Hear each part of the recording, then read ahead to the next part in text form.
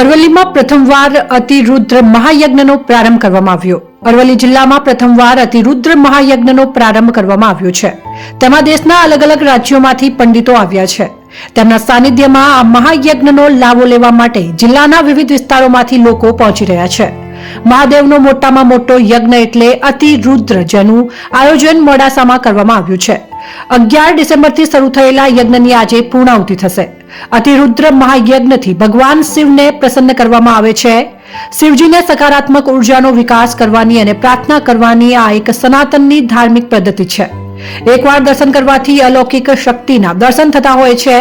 મોડાસા નગરના અશોકભાઈ જોશી પરિવાર દ્વારા આયોજિત અતિરુદ્ર યજ્ઞના આચાર્ય અગ્નિહોત્રી આત્રેય કુમાર અને 175 ભૂદેવ આ યજ્ઞમાં જોડાયા છે।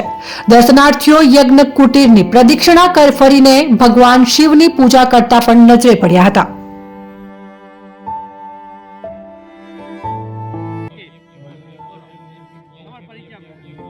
હું અગ્નિહોત્રી આત્રેય કુમાર, શ્રી કૃષ્ણાશ્રમ બોલુંદ્રા આ યજ્ઞના આચાર્ય તરીકે મારું વરણ થયેલું છે।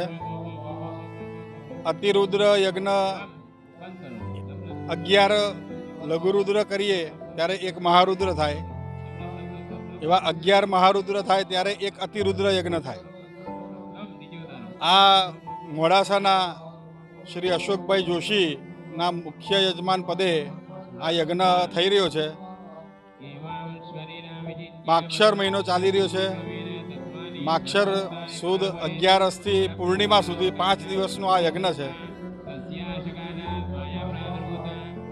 આ યજ્ઞની અંદર ગુજરાતના, રાજસ્થાનના, ઓરિસ્સાના, મહારાષ્ટ્ર, નાસિકના બધા વિવિધ પંડિતો 175ની સંખ્યામાં હાલ યજ્ઞમાં ભાગ લઈ રહ્યા છે અને વિશ્વ શાંતિ, સુખ શાંતિ, સમૃદ્ધિ, પ્રદેશનું અને આપણું રાષ્ટ્રનું કલ્યાણ થાય એ એનો મુખ્ય હેતુ છે।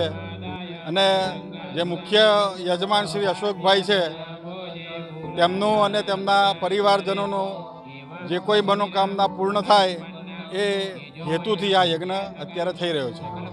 આ યજ્ઞથી કેવા ફળની પ્રાપ્તિ થતી હોય છે? એનાથી એક તો મનના સર્વ મનોરથ પૂર્ણ થશે। બીજા રીતના આપણે જોવા જઈએ તો પર્યાવરણને પણ આ ખૂબ લાભકારક વસ્તુ રહેશે, કારણ કે એની અંદર ગાયનું ઘી, ગાયના છાણા, જે દેવવૃક્ષો છે એના લાકડાનો ઉપયોગ થઈ રહ્યો છે, ગુગળનો છે, બીલાનો છે, એટલે જે હુતદ્રવ્ય છે એ વાતાવરણને શુદ્ધ કરશે।